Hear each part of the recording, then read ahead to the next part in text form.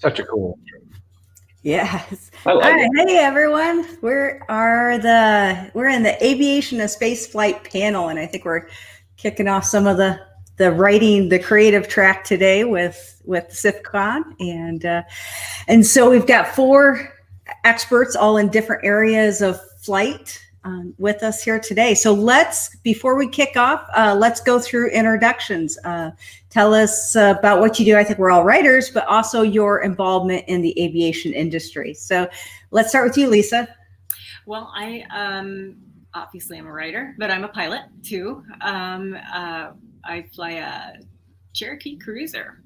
So if I'm not at the keyboard, a lot of times I'm out at the airport hanging out. And I'm an acid brat. My dad was in charge of flight safety for the Apollo program. So I kind of grew up around, I didn't know any different. You know, I was around aviation all my life. So that's kind of where I fit in. All right, Dean. Well, I'm a 9-year Army veteran, been out for quite a while now. Started off enlisted working on as a helicopter mechanic and crew chief door gunner. And then in old Hueys of all things. And then went to flight school, got into the Apache program, flew Apaches, Desert Shield, Desert Storm, and then had as much fun as I'd wanted to have in the military. So I got out and eventually I started flying civil aviation or commercial. I flew for the oil companies in the Gulf of Mexico for several years, and then moved into the airlines, flying regional jets for American. But my love of writing turned into more than a hobby, and dimension space, solitude, and I landed at RC Bray as a narrator, and that pretty much made my career. So here I am.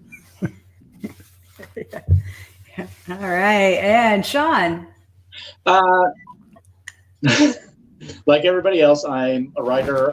I'm also an aerospace engineer and former flight test engineer, where I spent about 10 years at Edwards Air Force Base on various platforms doing flight tests. Prior to that, I worked in college, I worked at Aviation.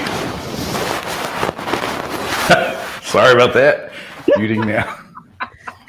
Prior to that, I worked in college, I worked at Aviation Challenge, which is an offshoot of Space Camp, and where we focused on aviation and aviation instruction and training. I also have my pilot's license. I just haven't flown in a very long time. Kids cost money. All priorities. Well, Rachel, tell us about yours. I know you. Yeah. All right. Yeah. Fascinating tale. I have a private pilot's license too, and also writing, of course, but I don't have the aviation background that a lot of you have. I have just on the private pilot side. So a lot of fun flying because you have very cool airplanes. Yes, you do. Tell us about your airplanes. Yeah, we don't have kids, so that means we can fly more. And when you're married to an aviator too, and you both have the same hobby, that can either be a really good thing or a really bad thing on your checkbook. So yeah, we like to fly the old stuff. We have a 1929 Stearman that was used as a mail plane, an executive plane back in the day. We have a 1942 Stearman that was used as a primary trainer for World War II, and it's been modified so we can fly air shows and whatnot with it. It's got the Red Baron logos on it still. And then we have 2 travel planes. One's a twin Comanche. We call it our practical plane because you really can't get more efficient travel with that plane as long as you don't want to take any baggage with you. And then a Twin Beach. That's kind of our new baby that we really enjoy. And it's our dog's favorite plane because as soon as we got it, first thing we did was take out 2 of the seats to be able to fit in her dog bed. And she liked that a lot better because she couldn't have that kind of comfort in the other planes. And so, no, she's not spoiled at all. And we just have fun flying wherever. So today we're talking about aviation and space flight to, how that evolves, how the realities of flight, how it ties into writing and books and whatnot. So let's jump right in. Obviously, we all have a little bit different backgrounds on the aviation side, and so how do you translate that experience into your writing? Let's just start, Sean. One of the things that I did when I was translating my own aviation experiences into the writing was I honestly drew on them, especially a lot of the stuff I did at Aviation Challenge. Several of my friends there became characters as instructors. And then even my experiences learning how to fly translated over to what the characters were feeling the first time they took the stick, the first time they went in for a landing, that the way your heart is just, that first time you're landing by yourself and you're just like, oh God, you know. It's all on you. Anything that has any kind of power behind it, you know. So I wanted to make sure that that translated, but because I also write sci-fi and as an engineer and having a strong background in physics, I wanted to make sure that the physics of what was happening was as accurate as possible, you know, bordering on hard sci-fi, to make sure that it felt as real as possible. Because nothing annoys me more when I'm reading something or watching something and I'm just like, that's not right. Yeah. You know, either from what the pilot is doing or from what the physics are doing. I hate it. I love it when they line up with runway 41. Yeah. I know. I think one of the worst ones was Pearl Harbor with, you know, they show Ben Affleck in the Battle of Britain and he's going like this every time he's moving the stick. And you're just like. Yeah. Yeah. Yeah. Yeah. But yet the Star Wars movies, you know, they've got all the sounds in space and all the quick changes and maneuvers. Mm-hmm. And, but yet it's entertaining too. So it makes it tricky. But yeah, Dean, how have you translated? Oh, nice. Yep. Yeah. Nice X-wing. Yeah, so Dean, how do you translate your experience? I try to capture the emotions I felt that first time, like you were saying a minute ago, with that excitement, that initial excitement, that you try to relate that to not the everyday flying. There's a lot of first flight scenes in my books, and I always try to capture that giddiness you feel, and then that nervousness, and like you said, it's all on you. You just it's like, uh-oh. You look around and there's nobody else in there, and that gets your heart pounding, and it's so exhilarating. So I try to capture that, and hopefully, you know, our experiences lend that credibility, authenticity. Yeah, Lisa. I cheat. There's so much. I absolutely. My editor and one of the people that I co-write with, Andy Cooper, they call it pilot porn that I write. Yeah, somebody said that in the comments. Oh, have they already? Yeah. With me? Yeah. Guilty. I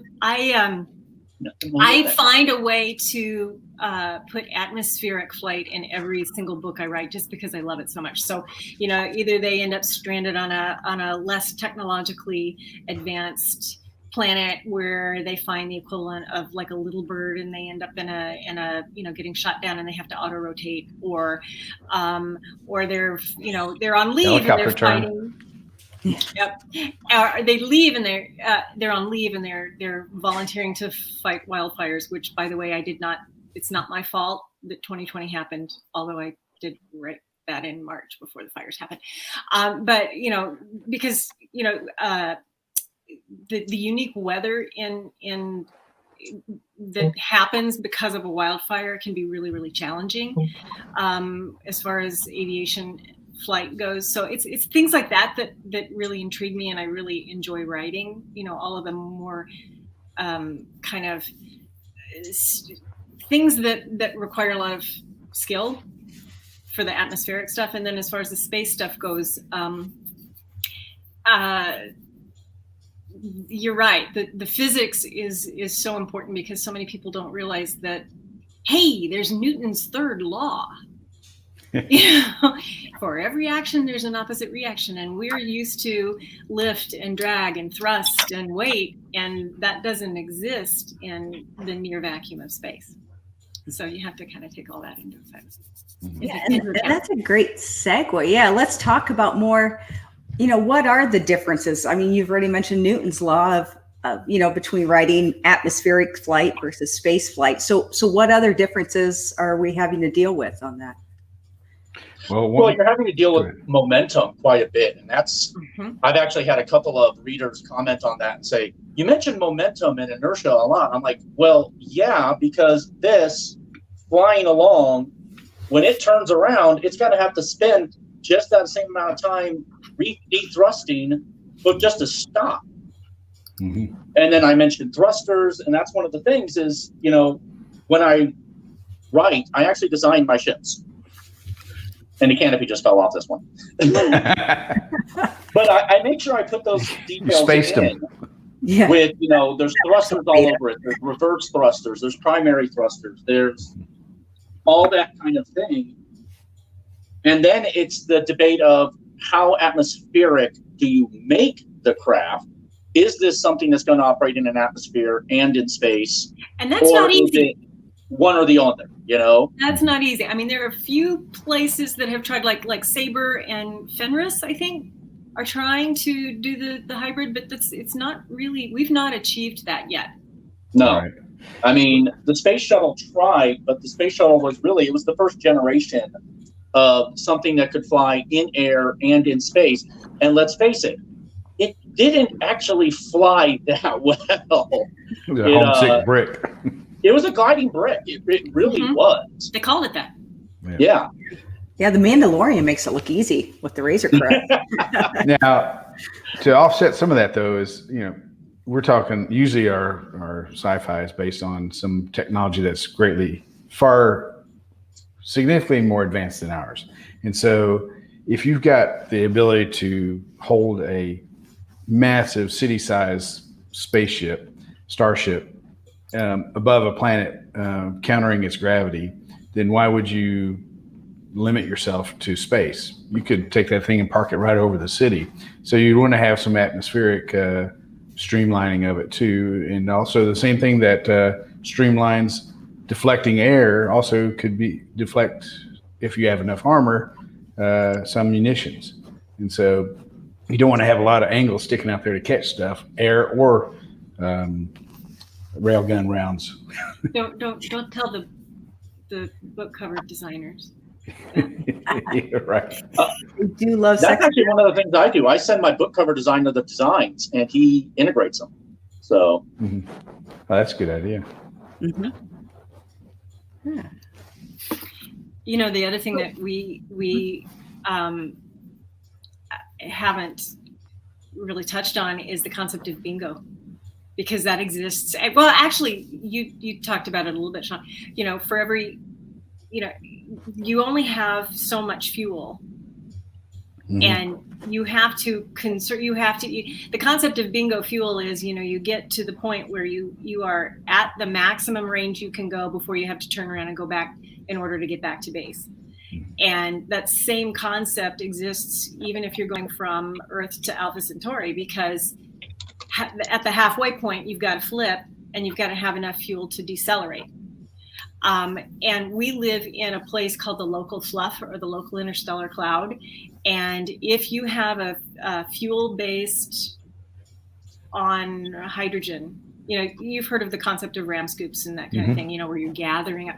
We don't really live in a very gas rich part of the galaxy. So it's not as easy as you would think to, if you want to talk about hard science fiction and physics, it's not really easy to justify, oh yeah, well, I'll just scoop up that hydrogen, that extra fuel on the way. Doesn't really work that way. I throw in solar sails to help with that, with the fuel shortages. Yeah. One quick note back on your comment about thrust vectoring and all that. One thing I try to explain to people is to kind of give them if you've ever seen somebody try to maneuver a hovercraft, it's much like that, because you're not going to have lateral loads. You're going to have to turn that thing. If you want to turn it, you got to turn your thrust, or you have to have vectored thrust nozzles off the sides and bottoms or whatnot.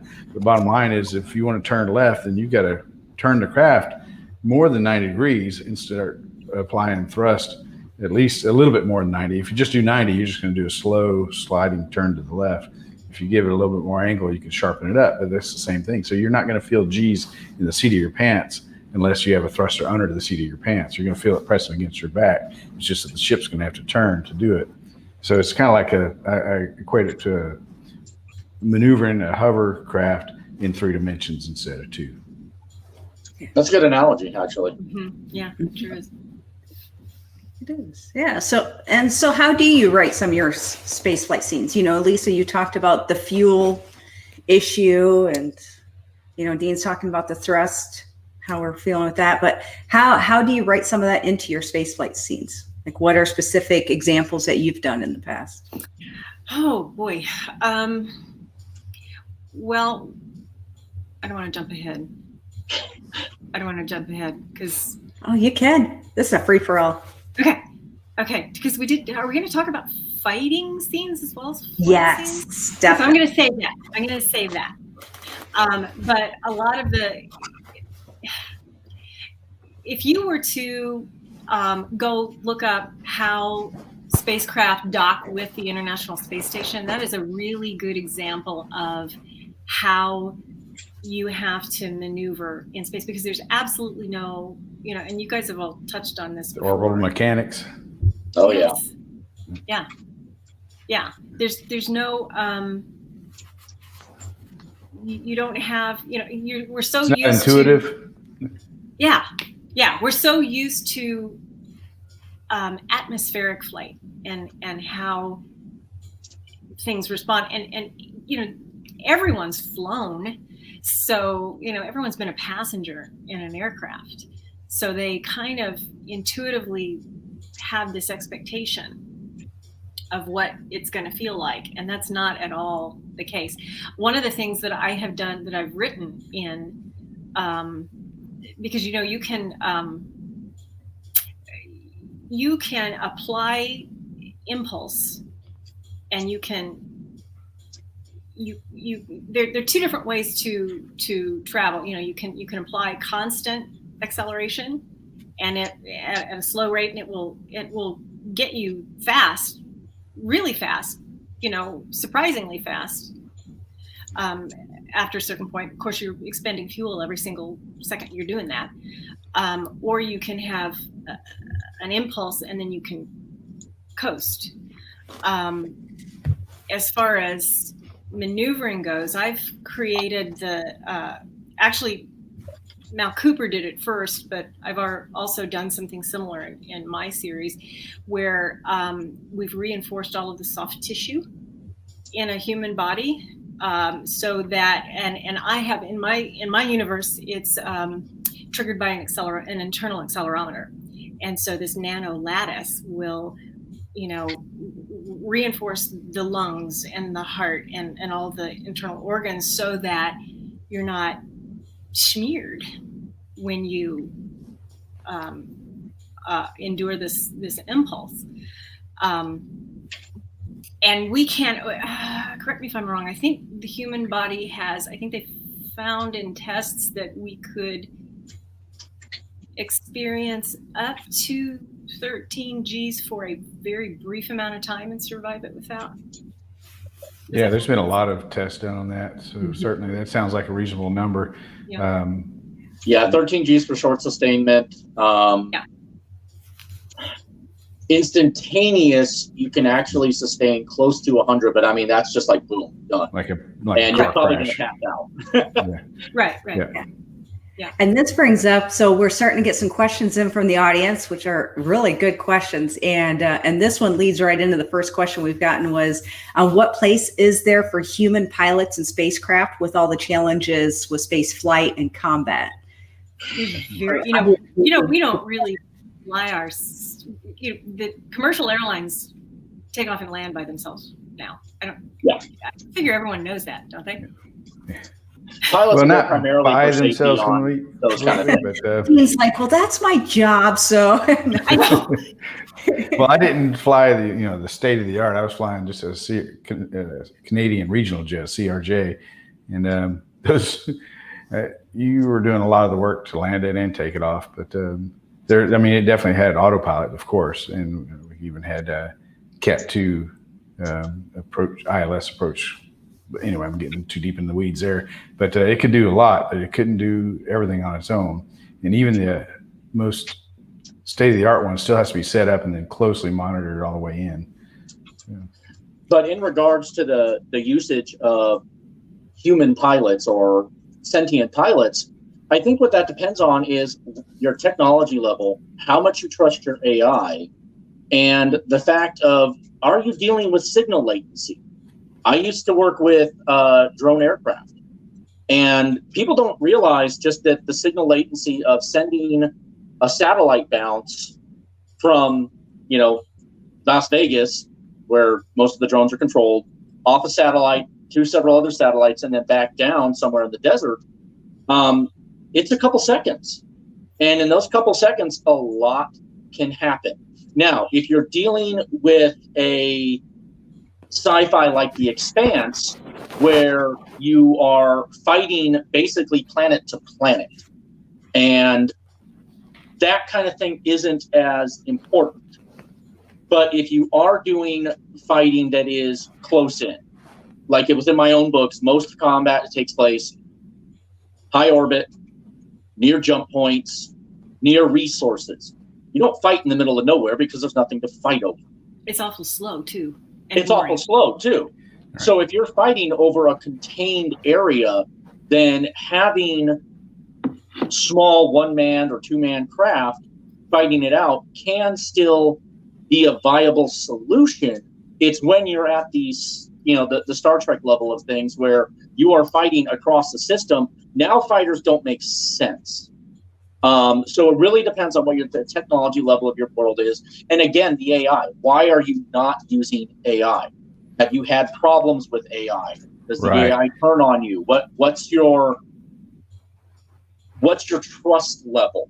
Yeah, and in the universes that we create, we want to make the scenes relatable. And so in the real world, we probably will get away from having manned fighters, for instance. I definitely see that happening in the next 50 years, maybe a lot sooner. They're already doing it a little bit, but I mean, wholly going over to that, I think could happen in the next 50 years. But that's not a story that our readers can relate to. Basically, it's kind of, we had this discussion yesterday during the military science fiction panel, is that you take today's world and you extrapolate it into the future because you want to have something that's relatable. If you get too out there, too unrelatable, you're doing it at your own peril. And so we'll come up with reasons why they don't use AI. For instance, like you said, I think you alluded to this a minute ago, that we don't trust AI because that society doesn't trust it because they turned on them at some point, or somebody hacked it and took it over and used it against you. So they only put humans in it. There's reasons you can come up with in our fiction stories, but I think from a practical standpoint, it's something we need to do. But in the real world, it probably won't go that way. Hopefully. Yeah, the way I see have what are they calling it? The loyal wingman system, where you have a AI fighter accompanying your piloted fighters, and they're controlled via a short link, so that it's harder to hack, and they're doing exactly what you tell them to do. I always have a habit of trying to call them ghosts, because if you get the reference from SDF Macross, they had ghost fighters that were basically just that. They did patrols, they did all the stuff that the pilots, you would send one guy out to monitor them and make sure they were doing what they were doing and didn't shoot it to by mistake. And Loyal Wingman honestly seems very much along those lines. One thing I see is humans have always been an exploratory species. I mean, ever since, we first evolved, and we've always gone out searching for new things. So no matter how advanced our technology becomes, I just think it's human nature that even if humans don't need to pilot the ships or be a part of it, I think it's just in our nature to say, yeah, we want to explore the galaxies, and we are going to be a key part of the crew and seeing that happen. Yeah, watching something in a monitor. Watching something in a monitor is no replacement for just having the human experience of somebody making that first step and doing. I mean, there's a lot of great things happening with exploration like we're doing now, but to make it personal, to make it the human experience, somebody's got to go there. Somebody has to go to Mars. Yes. Right. Well, look at the rovers on Mars. How many times have they gotten stuck because it's a 20-minute latency? Right. We Stuck in a sand dune. Well, we did. Even the I have a stepson who worked at Yuma Proving Grounds flying drones. I shot one down once. You did? Yep, at Yuma with an Apache. Nice. He was flying the Tiger Sharks, and but you've got like multi-million dollar payloads, and and those things are not easy to land by themselves. So even today, we already have computer assisted, and the fighters aren't really. I don't think you land those autonomously yourself as a human. They have to be machine assist. Oh, because they're all fly-by-wire now, so it's all there's no right. There's no connection between the flight controls and your stick. It's the computer doing it. But I think Rachel and I are the only ones that have true non-fly-by-wire anymore. Yeah. Yeah, there's not a lot of. Well, no, I say all. I'm talking about the modern fighter jets. Yeah, Even that CRJ I flew had, believe it or not, push-pull tubes and cables connected to the servos. Yep. I think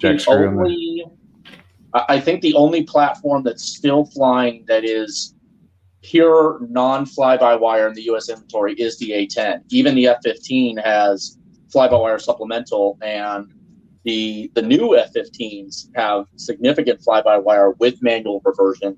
C-17 actually has manual reversion, and a couple of the cargo birds still have manual reversion, but they've gone to fly-by-wire for the most part. So extrapolate that 100, 500, 1,000 years into the future. I mean, right. I think you're right. We will be right there alongside them, but it's going to be a blend. At some point in time, you'll be considered a reckless danger to society if you're the one controlling your vehicle, whether it's a car or airplane. Yeah.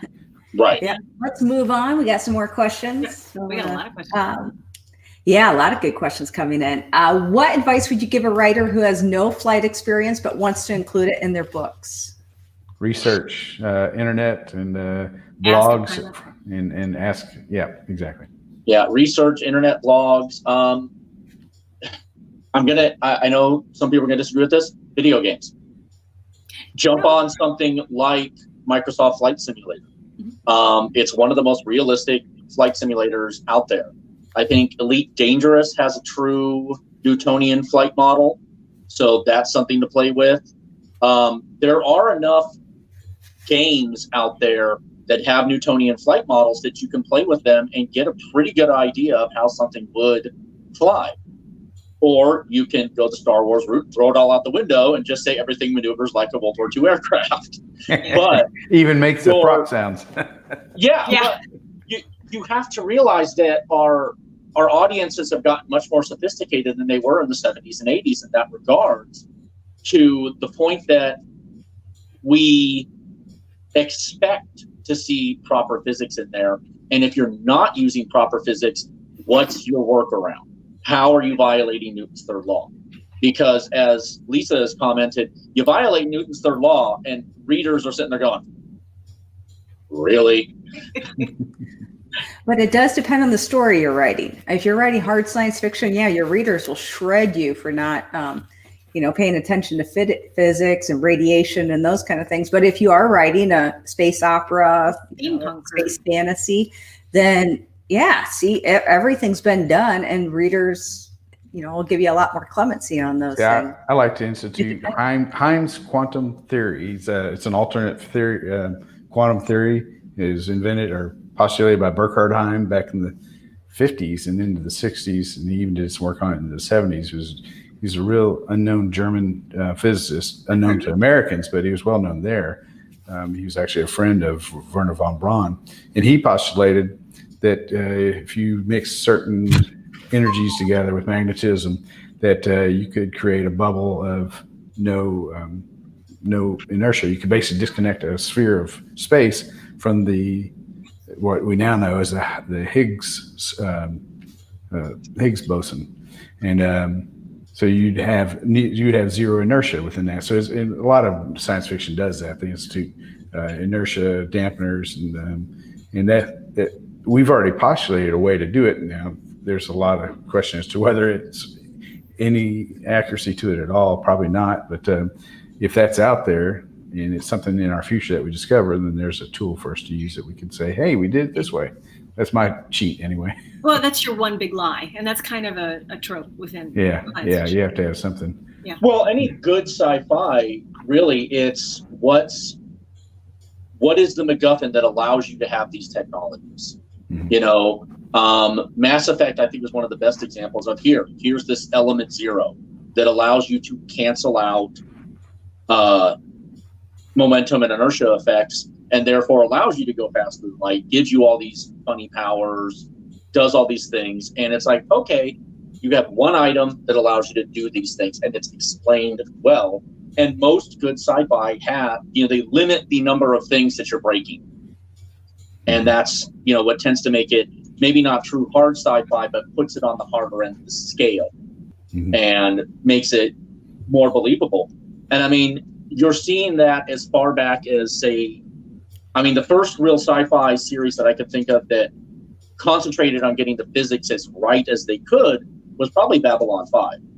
The Star Furies, the way the ships maneuver, and the fact that it had a spinning space station, meant that they were taking into account gravity and inertia and that kind of thing. The next one to do it was probably Battlestar Galactica, the new series, where you were seeing the things that the fighters all had thrusters. They had reverse thrusters. That was actually, I think, one of the coolest things I saw in the mining episode, where it's like, boom, these reverse flaps open. And I'm like, okay, I'm liking this. So it allows you to suspend disbelief a little bit to see that they are taking those things into effect and into account. I'm sorry. Go ahead. You talked about reverse thrusters, and that's an aerodynamic thing that doesn't exist in space. And I saw that one of the questions was, how do you factor air currents in space? Well, you don't. There aren't space currents. The luminescent ether doesn't exist. Yeah. Unfortunately, I don't like the idea of that, but yeah. I know. Way to burst our bubble. I know. We all love the Star Wars fight. Deep down, we love the Star Wars deep dog fight. I remember there was a scene in, I think it was in Battlestar Galactica, because I always wondered, it's like, well, you're in space. Why do they're behind me. I can't shoot at them. Just turn around, shoot at them. Yeah. You just whoop, flip it around. And they did that, they did it in Battlestar Galactica. And I was like, that's awesome. Finally, somebody did it right. Yeah. And that's one of the things that I really make sure that I include in things is like, there's a guy behind us. Okay. If you can flip fast enough, you can get a shot off. Right. But I even do things like with my designs. I mean, you can't see it on this model, unfortunately, but it does have a reverse thruster, pop open. But because there's aerodynamic concerns too, because it's endo-exo, you got to make it close. Yeah. Well, even the X-15 had thrusters, basically bow thrusters on its nose. So. Yeah, with space without gravity, you'd have no G-force, so you can. Got to keep it aligned. Spin around pretty easy. So, all right. So, next question: what power sources are options for spacecraft? Fusion. You touched on this a little bit with collecting the hydrogen. Yeah. Well, fusion, antimatter. There's a lot of different power sources and fuel sources you can use for spacecraft, but it really depends again on your technology level. Mm-hmm. Are you 100 years in the future? You're looking at relatively low thrust, low specific impulse fuels, ion drives. It's going to take you a while to get there. What's the big thing with, we use the Expanse as a good example for things, the Epstein drive.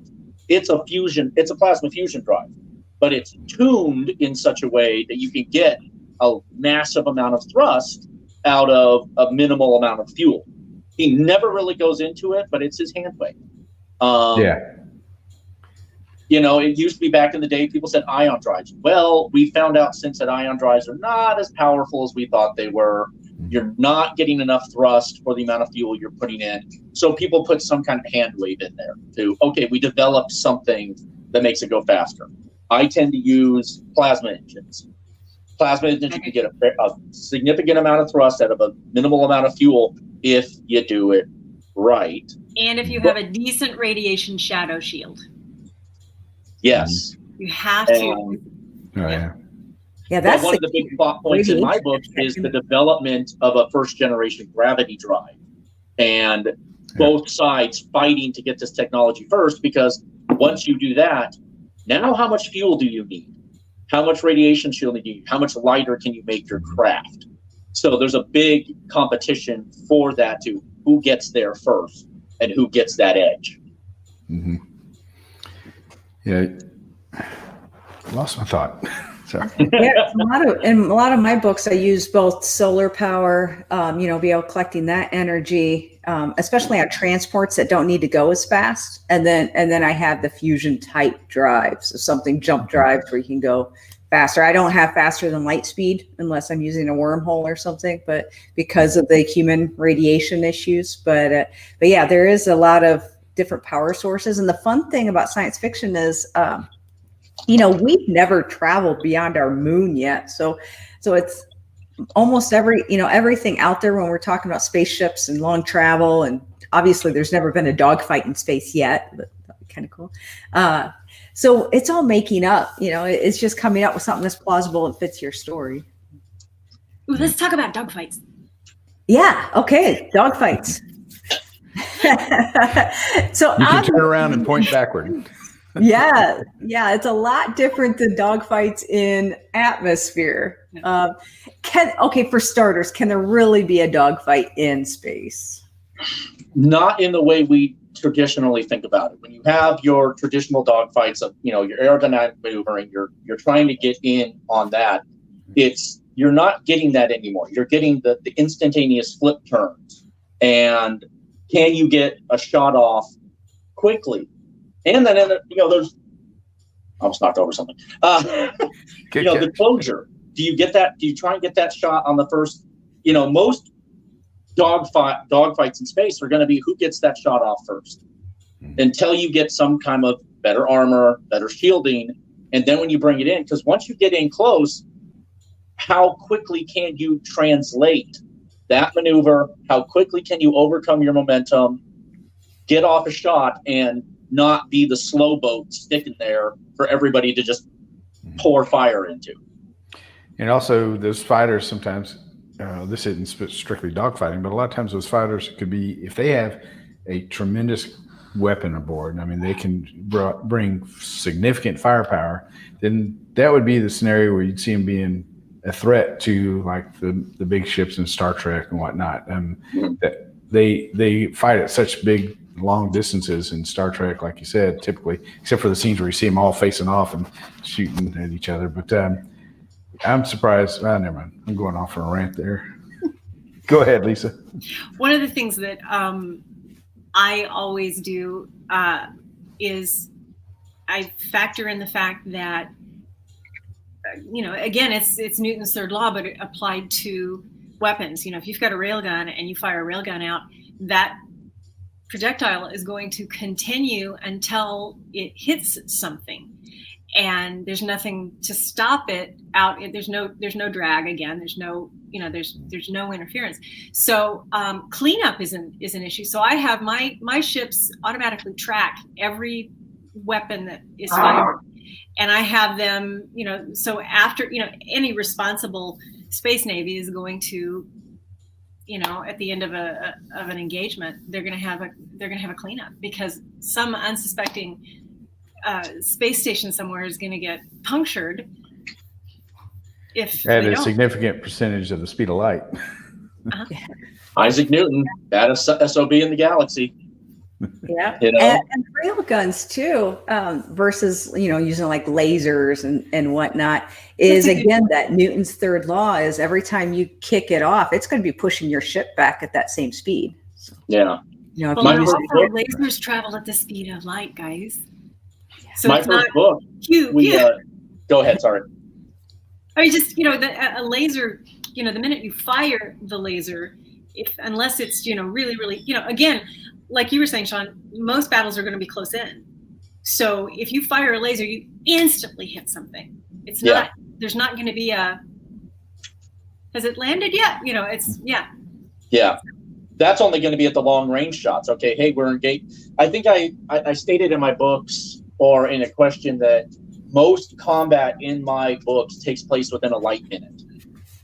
And that's the first encounter. That's the big ships pounding at each other. The fighters getting close and they're spitting distance.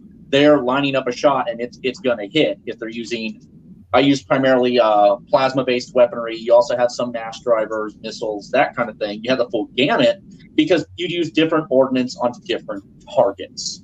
Yes. The nice thing about a plasma is if you miss, it eventually dissipates and it becomes rather harmless. But what you were saying about the cleanup is my first book opens with a post-battle forensic analyst. He's an engineer who picks through the wreckage of ships and then also tries to figure out where'd everything go. It's the future we do need NTSB. to track it down. The future NTSB. Pretty much.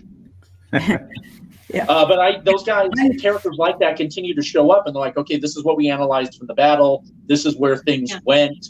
We need to send out cleanup ships to grab this stuff before it does anything dangerous. Or sit there and say, this one's going way above the ecliptic. It's not going to be a danger to anybody for a few thousand years.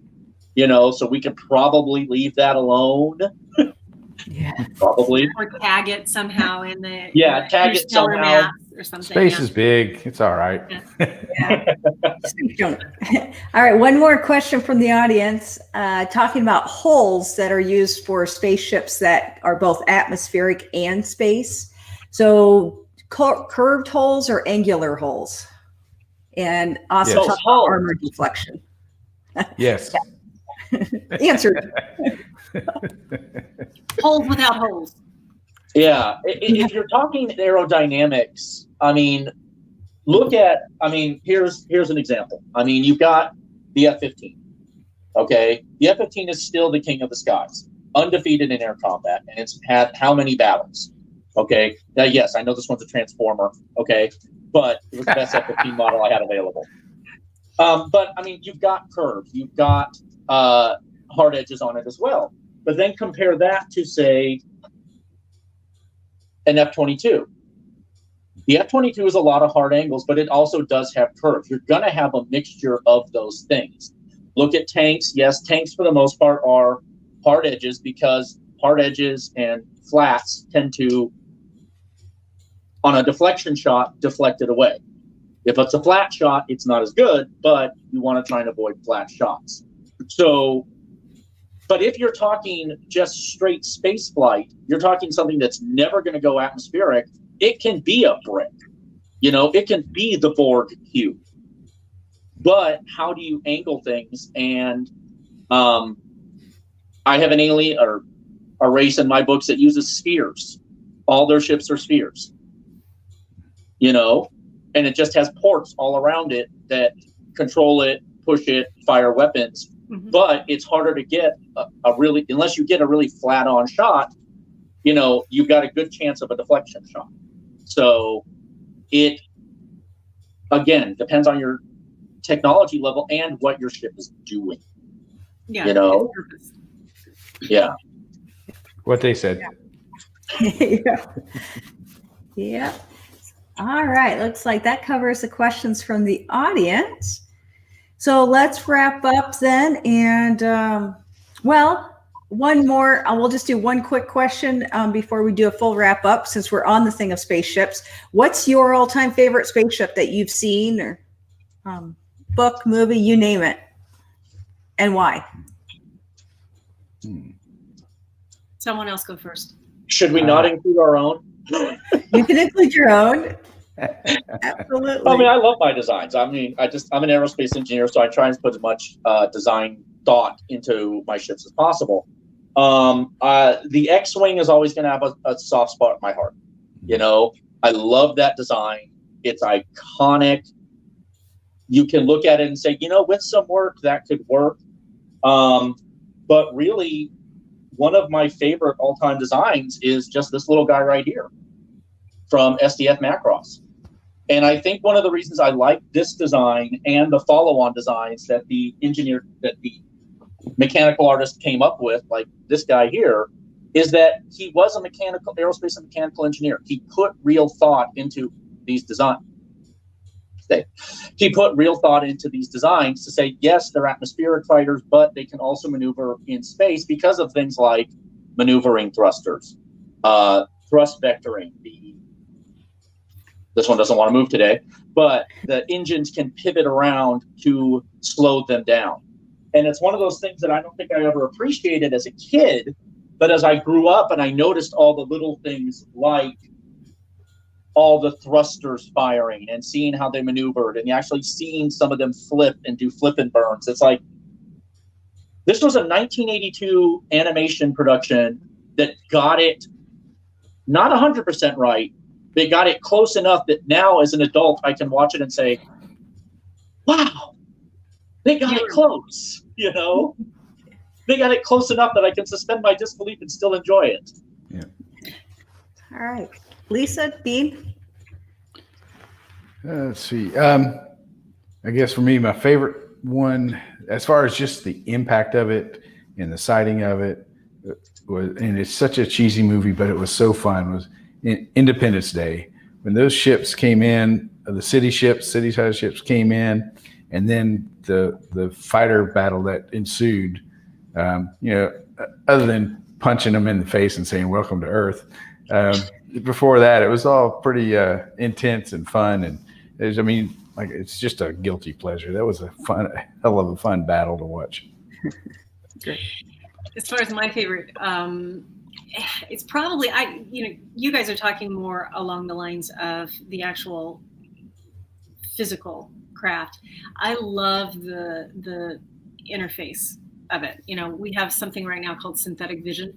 Some of the stuff that is cutting edge and getting ready to be employed would allow the pilot to completely merge with the system, and basically the whole of the spacecraft would dissolve, and you would basically be in space, and your eyes would be the sensors of the ship. You would, and it would be that intuitive. And to me, that's what I think is so cool. See, I did something like that with the fighters in one of my books, where the entire interior is coated with nanites, and each nanite has the ability to be a pixel of a screen.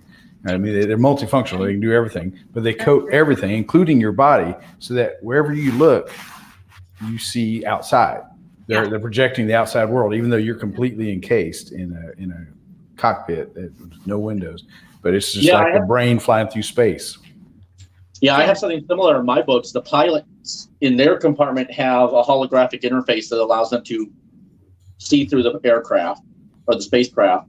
And then the Wizzo in the back actually has a neural interface where he does feel like he's flying amongst the stars. But then he's also neural linked with all the other fighters around, so that they're getting as complete a sensor picture as possible.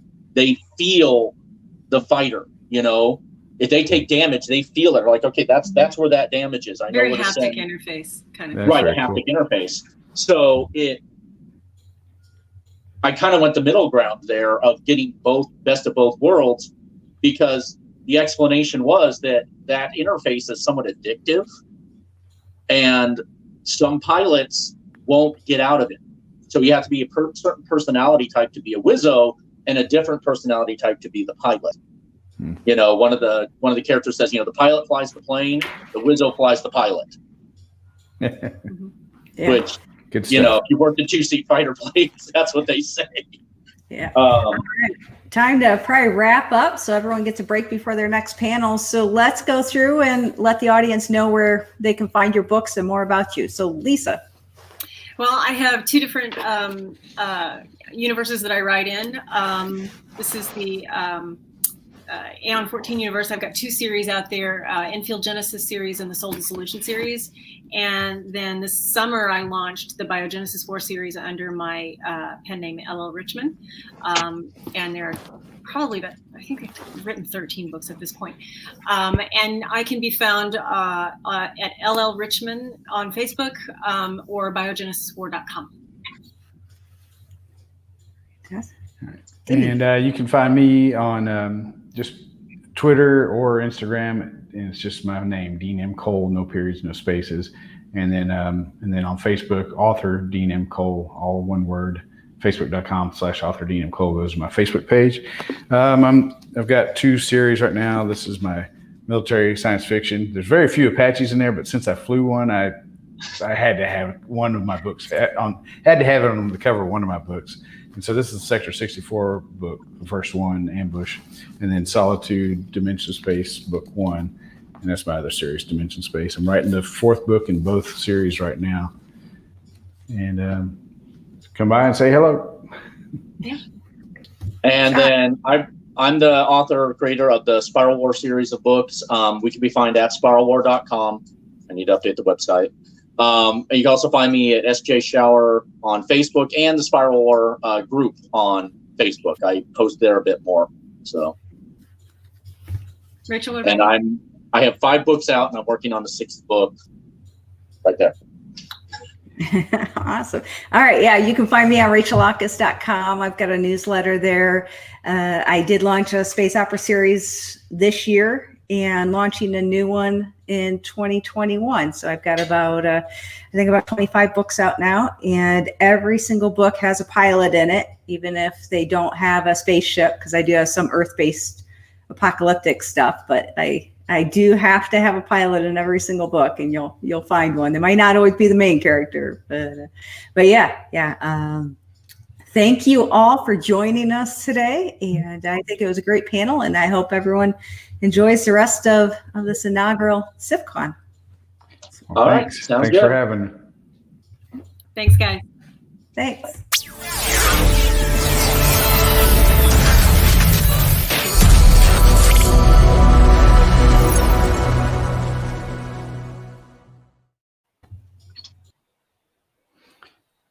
Well, that was fun, guys.